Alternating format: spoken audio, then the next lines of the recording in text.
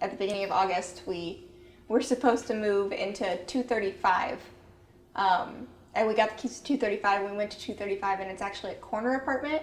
So the dimensions of it were completely different, and so none of our stuff would fit in.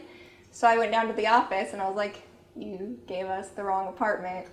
So they're like, oh, well, can you make it work? And I was like, no, we can't. Actually, my bedroom won't fit my bed or my dresser. So they're like, okay, well, we'll have you move into 234. It's right next door. It's fine. Overall, the experience wasn't necessarily the greatest.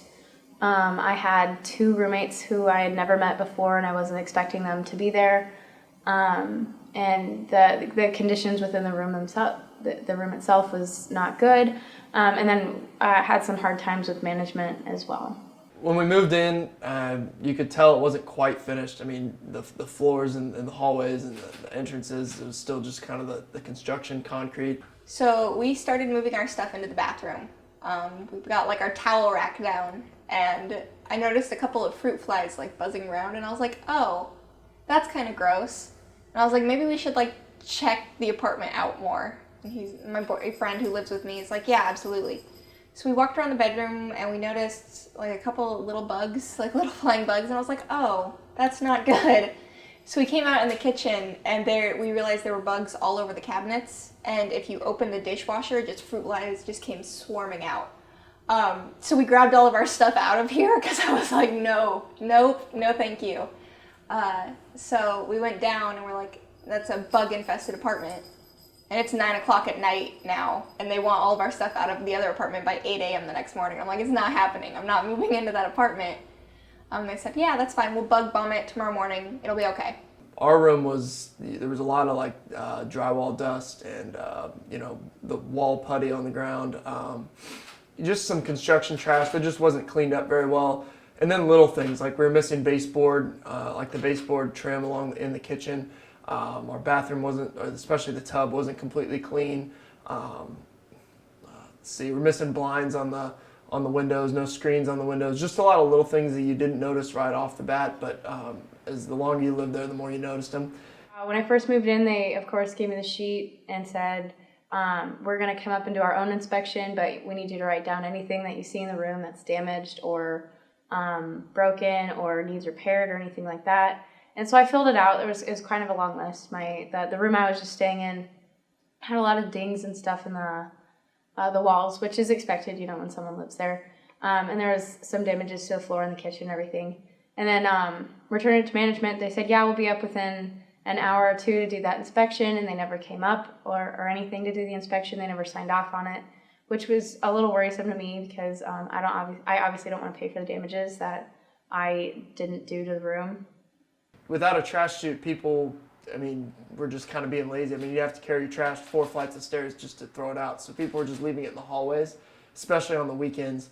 And I'll never forget one weekend I was walking down to my room, and way down the hall, somebody opened a door and just a whole bag of trash gets thrown across and hits the wall, and then a milk jug comes out after it, and then they shut the door, and that was it. Like, people just treated the place kind of how like it was given, and so it got messy, especially on the weekends. In the stairwells, it became kind of a trend to punch holes in the wall, and so there was entire walls that were just shredded and the insulation ripped out, people kicking walls in, punching walls in, up and down every stairwell in the building. It was just, that kind of was some vandalism, and it was just a lot of little things that all added up to kind of a unwelcoming experience those for the first couple months. So we came back that morning, and we walked around. There were dead bugs all over the floor. Like, it was disgusting. There was just a white bucket in the middle with a bug bomb sitting on top of it, and that's all there was in here. It was nasty. So I'm like, I didn't even realize there were these kinds of bugs in this apartment. And we go in, and there's bugs all over the counters, all inside the cabinets. And then we come out here, and I'm realizing there's bugs just crawling across the ceiling. And I was disgusted, and I was like, I want out of here. And then we turned, and there was a cockroach running up the closet door. And I was like, no, we're not living there. So I sent our landlords an email explaining why I would not live in this apartment. And they called a meeting with us.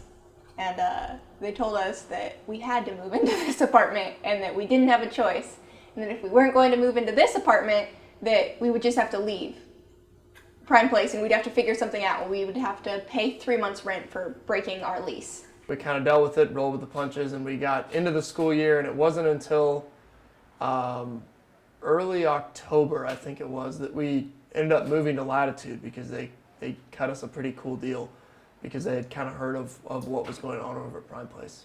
Now that I've moved out, I keep getting emails and they're like, well, your rent is due, and I'm like, but I don't live there anymore. So I'm not sure why they continue to send me emails for rent, and they won't give me my security deposit back, and they keep telling me that I owe money even though I've paid all of my rent dues and everything like that. So management has been kind of a handful.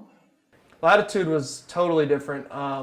They were finished. They had their trash chutes and elevators. And basically they kind of, I wasn't one to move. Prime Place was gonna be fine for me, but my roommate had gone over there to Latitude and they were offering to match rent in addition to some other benefits and stuff that they were giving. And he was all for it. Got my other roommates on board and they kind of just drugged me along. But I ended up really, I didn't regret it at all because Latitude was, it's awesome. They got everything you can think of, from the pool that's actually a pool.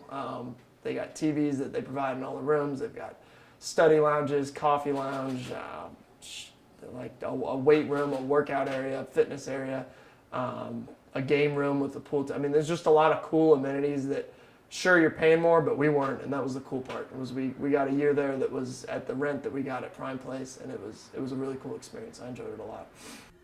So I went to work that night and I called my grandparents and I was like, I don't know what to do because I can't afford 3 months rent to break my lease, and I don't have anywhere else to go right now. We've got all this stuff in this apartment and they're telling us we need to be out by 10 a.m. the next day. And so my grandparents called a lawyer because in our lease, it specifically requests that you not have your parents call to talk to them.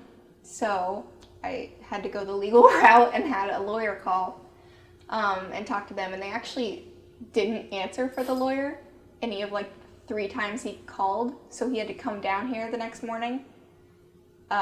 We got an email from them that night that said, we've gone over the legal requirements and have realized that we have to get rid of the bugs because we can't move you into an apartment with an already existing condition and tell you that it's your fault. I guess the way I thought about it is these complexes are, I don't know, it almost seems like they're trying to take advantage of my inexperience is how I would put it. I, don't really know much about leases, and I don't really know much, I've never had to really pay rent before or anything like that. I'm young and a little bit, I don't know, just getting my foot wet in the water, But, yeah, living in this complex hasn't been fantastic at all, and it's kind of, put me away from wanting to go live there or any place like that ever again.